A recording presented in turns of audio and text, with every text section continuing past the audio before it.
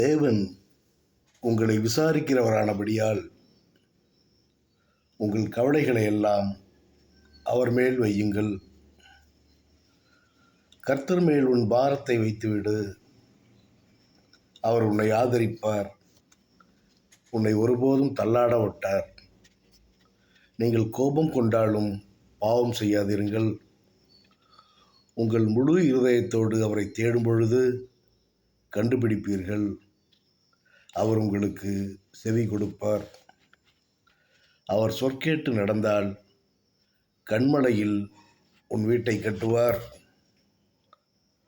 கோதுமை மணி நிலத்தில் விழுந்து செத்தாலன்றி மிகுந்த பலனை கொடாது. அதுபோல் அவருக்காய் நீ வாழும் பொழுது மிகுந்த கனிகளை கொடுப்பாய்.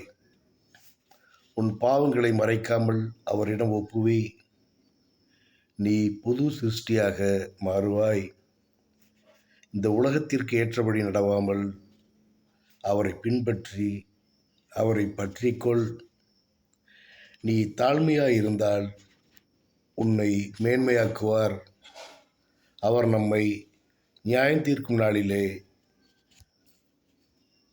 நம் ஆன்மா பூரித்து களிப்படையும்.